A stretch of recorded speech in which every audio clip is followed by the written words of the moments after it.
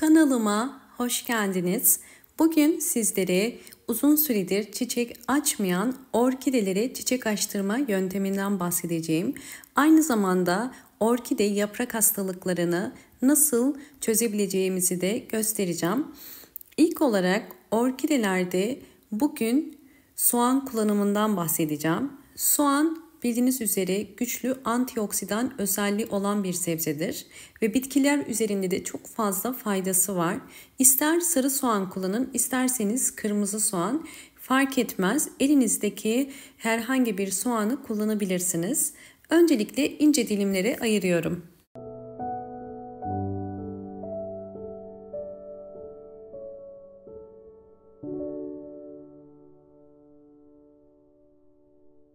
İnce dilimlere ayırdığım soğanları bir boş kasenin içerisine koyuyorum ve üzerine kaynar su ekleyeceğim.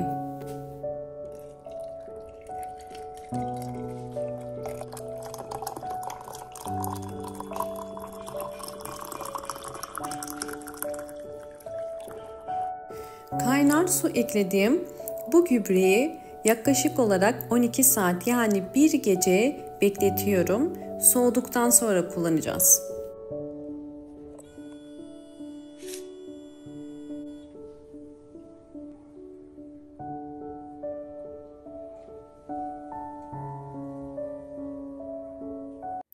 Soğan suyunu bekletirken birinci püf noktayı geçelim.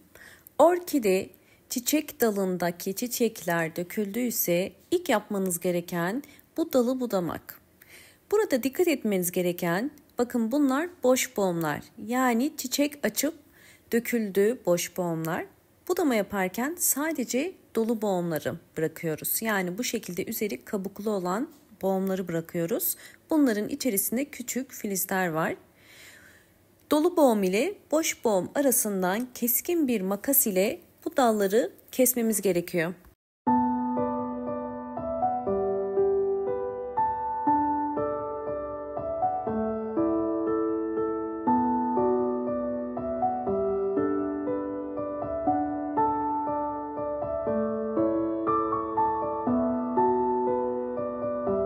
Bakın size bu orkidemi özellikle yakından da göstermek istiyorum. Bu orkidemin dalının sararmasının nedeni bu orkidem yaklaşık olarak 3-4 dönemdir çiçek dalı çıkarıyor. Bakın hemen anlayabilirsiniz. 3.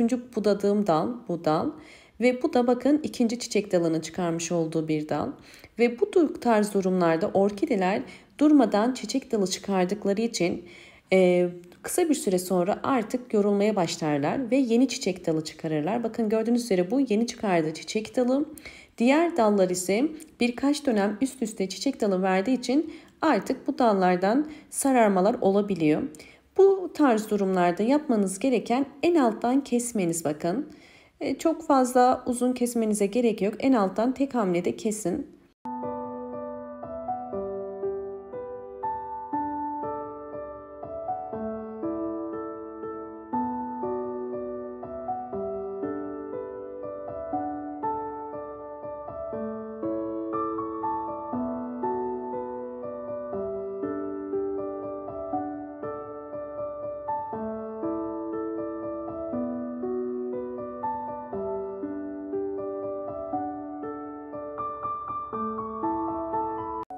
Bir gece beklettiğim soğan kabuğu suyu bu şekilde bir renk alıyor. Şimdi bunu açıp süzüyorum. Sadece soğanın suyunu kullanacağız. Soğanın kendisini kullanmıyoruz. Toplamda elimde 500 mililitre bir soğan suyu oldu. Üzerine 500 mililitre de arıtma suyu koyacağım. Böylelikle 1 litrelik bir su hazırlamış olacağız.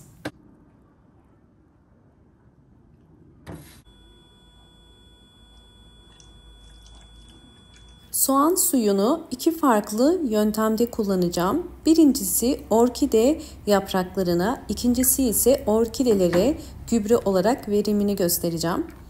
Hemen püskürtme kabının içerisine koyduğum soğan suyunu birinci metotta orkidenin yapraklarına gübre olarak sıkıyorum. Bu suyu sağlıklı orkidelerinizin yapraklarına sıkabilirsiniz. Hem üst kısmına hem de alt kısmına sıkarak orkidelerinizi yapraktan gübrelemiş olacağız. Böylelikle orkidelerin fotosentez yapımını hızlandırarak mineral ve vitamin desteğini yapraktan almasına yardımcı oluyoruz.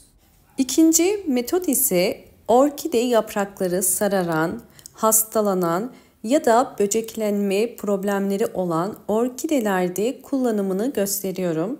Böyle orkidelerin mutlaka hem yaprak üstlerine hem de yaprak altlarına bu soğan kabuğu suyunu sıkmanız gerekiyor. Ve bunu ayda bir kere vermeniz yeterli. Eğer orkidenizde böceklenme ve hastalık varsa haftada bir kere bu soğan suyundan sıkarak böceklerin tamamen orkidenizden kurtulmasına yardımcı olabilirsiniz. Gövde kısmını da sıkabilirsiniz.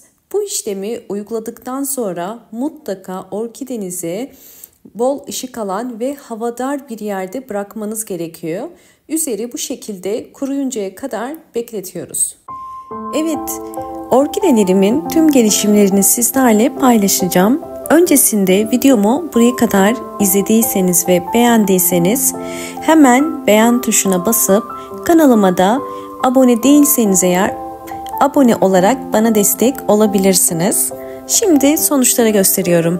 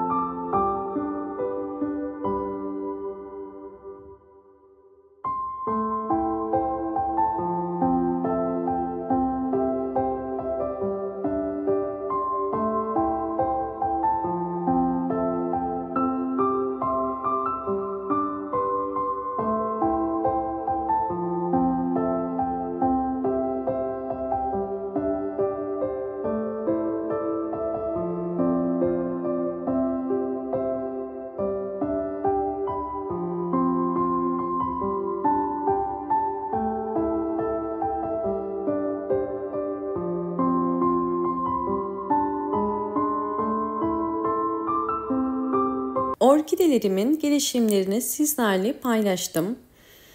Şimdi orkideleri su ya da gübre vermeden önce dikkat etmeniz gereken orkidenin suya ihtiyacının olup olmadığını kontrol etmek. Bunun için köklere bakıyoruz. Kökleri eğer bu şekilde beyaz ise orkidenin su ihtiyacı var demektir. Fakat eğer kök rengi yeşil ise suya ihtiyacı yoktur. Üçüncü metotta orkidelere gübre verimi. Eğer orkidelerinizin kökleri sağlıklı ise ve uzun süredir çiçek açmıyorsa soğan suyu ile orkidelere çiçek açtırabilirsiniz. Her bir saksıya en fazla 8 yemek kaşığı kadar verebilirsiniz ve bu işlemi ayda bir kere tekrar edebilirsiniz. Böylelikle hiç çiçek açmayan orkideler zaman içerisinde çiçek açmasını kolaylaştıracaktır. Sizlerle bu tarz gübreler sonucu orkidelerde nasıl değişimler olduğunu da paylaşmak istiyorum. Eğer videomu buraya kadar izlediyseniz ve beğendiyseniz hemen beğen tuşuna basıp kanalıma da abone değilseniz eğer bana destek olmak için abone olabilirsiniz.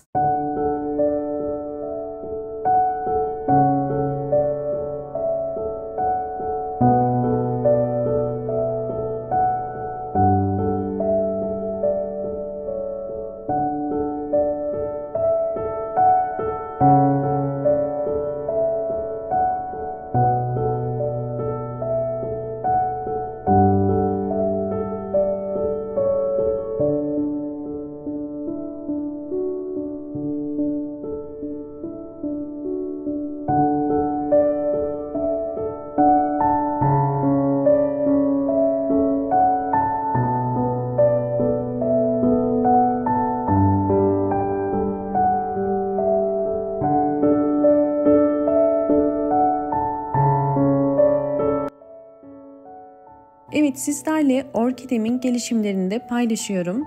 Özellikle orkidelerin en önemli son püf noktası da ışık ve güneş alması. Orkideler yeterli güneş ya da ışığı alırsa tomurcukları sararmaz ve dökülmez. Bol bol çiçeğe dönüşür ve çiçeksiz orkidelerinize çiçek açar.